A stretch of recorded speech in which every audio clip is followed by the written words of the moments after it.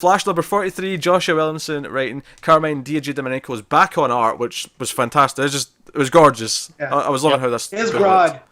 His Grodd looks... Grodd. I think his art's legitimately gotten better since the start. I think it's more refined, and I think a lot of the stuff in this one where it's like almost out of focus, like backgrounds, but it was making it pop in a really good way. Yeah.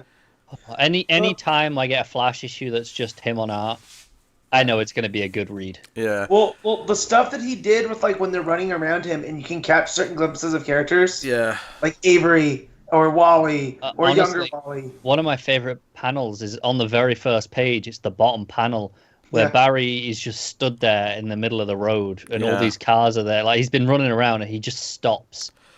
Yeah, because I love this issue a lot. It kind of took Barry, his arrogance demanding that he needs the Speed Force back, and then like all the possessed versions of the Speedsters are all like, nah, you just did this for yourself, and like you're this, and basically by the end he's like, you know what, Grodd, I'm not going to fight my family if you're controlling them. Just go ahead and kill me. And of course Grodd has a great moment where he's like, what, you think you've got a moral victory? And he, smashes him Grodd style. But like I really loved all that stuff.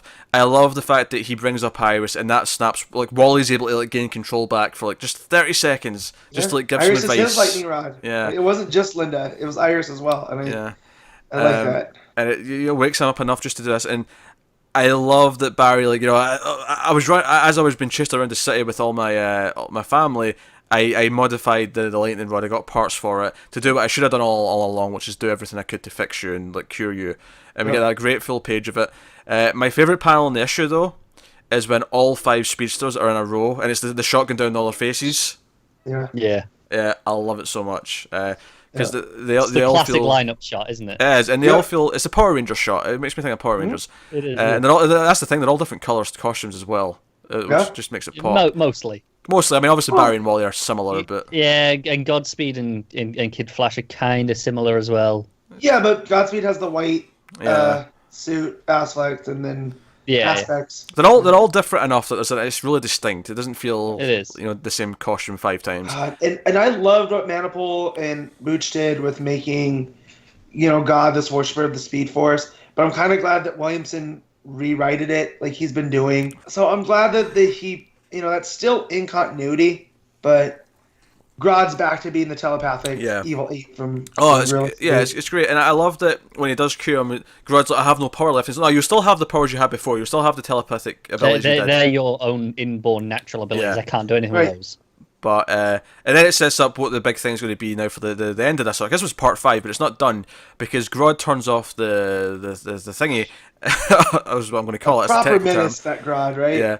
He turns off the thingy, and that basically unleashes the negative speed force. And what's interesting that I really like about this is not retcon, because this was clearly the plan all along, but I think when Mina showed up as evil, we liked it, it worked, but there was a question of, this feels like a sudden switch, like what made her go evil? And it turns out the entire time, she was just the first one that was controlled by Grodd.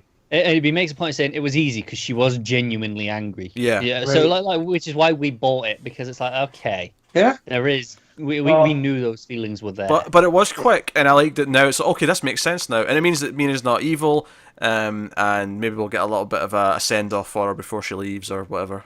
Yeah. Or maybe she'll die tragically like next issue. Who knows? And this final page is almost a negative Speed Force storm to go back to the very start of the run. Yeah. That's in a weird way, almost feels like the end of Act 1 of his run. Yep. Yeah.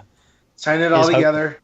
Yeah, I feel like Mina's not long for this world now, though. I feel like she's the negative Flash, negative. She'll be the one who has to take the negative Speed Force into herself, right? To stop it. Isn't that the most Flash thing to do? Is to sacrifice yourself?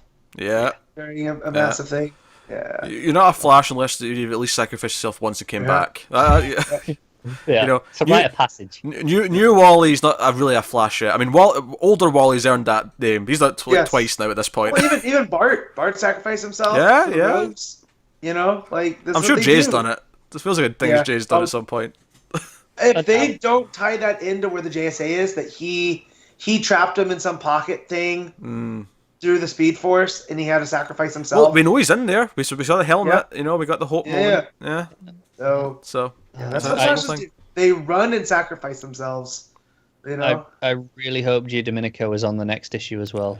I think I could double check, but I think he will be. I feel like he usually does back to back. Yeah, I feel like he usually does the start and the end of the arc, so I think he's probably in the next one because it's the last issue of the arc. Cool. And I don't want to put down all the other artists on the book, but this book is just at its best when G. Domenico is doing an issue. Oh, it's absolutely, absolutely. And I think the writing's gotten better. I think the last arc was great. I think this is the best arc it's had. And what I love is that I feel so optimistic about Flash 4 that I still think it's going to get better. Like, I feel that optimism because it feels like everything's going to do with Wally, everything they teased in that annual. It feels like it's the big stuff we want. No, it's won me back because I felt the book was floundering a little around the negative Speed Force stuff. And I stand by that. It feels like a weaker patch in the run overall so far.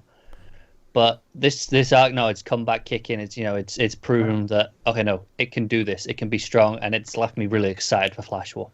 Yeah. So, film arts for this issue. I dug all this stuff, and I love that there's a family of speedsters now. We've got a couple of new ones who weren't ever there before. You got Avery. You got Godspeed, who's seemingly going to be like an anti-hero speedster now. He's a good version of Jason Todd in the Flash. Yeah. He's better than Jason Todd. I'll say it now. No, that's what I mean. Yeah. If Jason actually works, like when it kind of did him early on, that's what he represents. I feel so. Yeah. And then there's we have Wally, who's the dick, and young Wally, who's I guess Tim. The Dick Grayson, not a Dick, just to clarify. Yeah. It took me a second. He's the Dick. No, Jason's the Dick. What are you talking about? So yeah, no, it was a really good issue. Art was gorgeous. It feels like it feels like it's fittingly kind of completed the main part of Grodd's part of the story, but it's let off this this ticking time bomb they're going to have to stop for the final issue. So I'm excited for the next issue now.